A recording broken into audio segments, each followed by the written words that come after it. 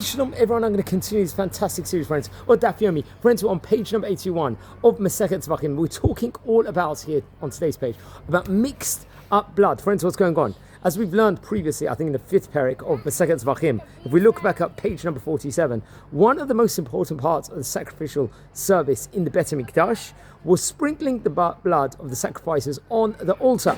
Different sacrifices had their blood placed in different parts of the Bet HaMikdash.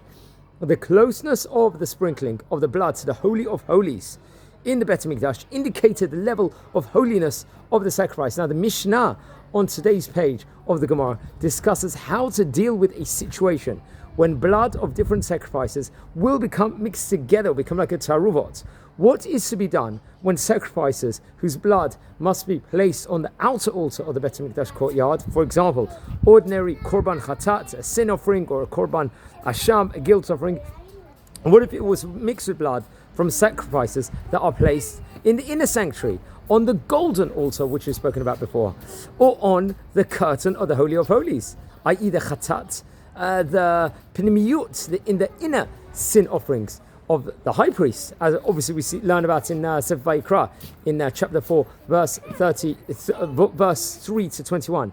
What is clear is, friends, over here, that blood of sacrifices that belong on the altar in the outer courtyard becomes disqualified if it is brought into the inner sanctuary. This is derived from a pasuk in Sefer Vayikra, I believe in chapter 6, number 23, Parshat Tzav, respectively, that teaches that the blood of a sin offering that enters the sanctuary must be burned. This leads the Mishnah to rule that if the two types of sacrificial blood become mixed together, the mixture should not be used and should be poured into the drain in the courtyard. If, however, a Kohen took the mixture and placed the blood first in the inner sanctuary and then on the outer altar, the service over here would be, let's say, valid ex post facto, as they say. If, however, if it was done in a reverse order, then the blood that was placed on the outer altar would become now problematic over here, since it would have become disqualified upon, let's just say, being brought into the sanctuary. Now, we can add just a short note further that there's a difference between the opinion of regarding this last situation.